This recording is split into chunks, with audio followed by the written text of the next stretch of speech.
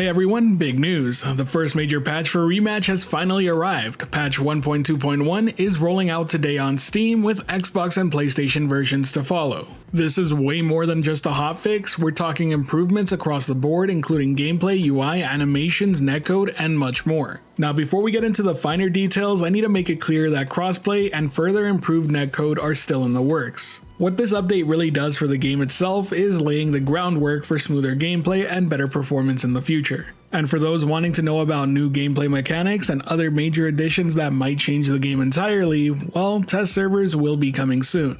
That's where they'll be testing out experimental patches before they go live, but now that you know all that, let's get to the actual details of the patch. First things first, gamepad remapping has finally arrived. Now, I need to point out that this version is quite basic, and there will be a more advanced version of these tools coming soon, but they opted out to allow players to start tinkering with the mapping right now. Better hit detection for goalkeepers, which should mean no more missed catches due to bad ball speed calculations. Improved goal validation, meaning goal line catches now account for network delay properly, and of course further netcode improvements and improvements on packet loss. In terms of major fixes, well, the goal replay camera jitter has been removed, physical contact or hindering is much more responsive, the pause menu now works throughout the entire match properly, and when it comes to the end match screen skip function, the scoreboard can now be analyzed without going back to the ranking screen automatically. Various crash fixes have also been fixed during post-goal sequences, along with new tap animations, polish for volleys, dives, push balls, and more.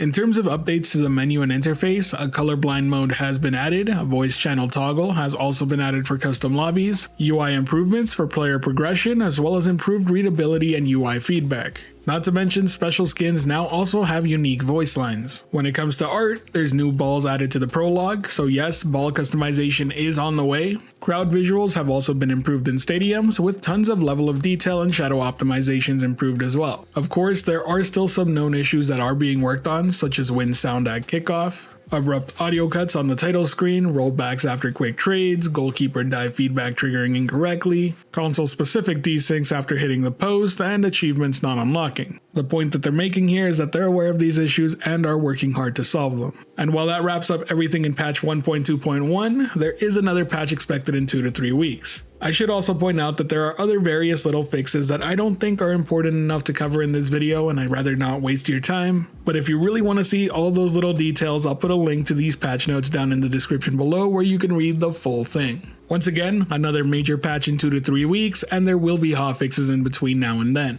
All in all, I think it's a pretty decent patch. They've addressed several issues that are important to the community, but have pointed out that this is more about laying the groundwork for further improvements down the road. Of course, that means not everything everyone wants is in this patch, but it'll only be a matter of time before we start seeing some even bigger changes happen in the patches to follow. Now, they did state if you're seeing reoccurring bugs, don't forget to use the feedback form and include your platform, location, and time of day, as it helps the developers a ton. And of course, drop a like if this breakdown helped you, subscribe if you want more like it, and not to miss out on other multiplayer news content. Let me know your thoughts on these patch notes, whether you're satisfied, unsatisfied, just leave them down below. I love to hear all your thoughts. And of course, this has been CruiserBase giving you the latest multiplayer gaming news for Rematch and much more. Hoping you have a fantastic day, and until next time, take care.